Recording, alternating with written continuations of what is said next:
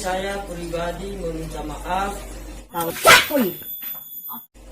kepada pemerintah Kabupaten Nias.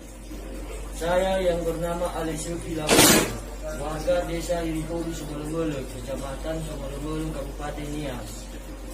Sehubungan terjadinya keributan dan pengusakan yang saya lakukan di kantor Dinas Kependudukan dan Catatan Sipil Kabupaten Nias, yang mana saya lakukan dalam keadaan sudah mabuk purifari dan emosi. Dengan ini saya pribadi meminta maaf. Dengan ini saya pribadi meminta maaf kepada pemerintah Kabupaten Nias dan seluruh masyarakat.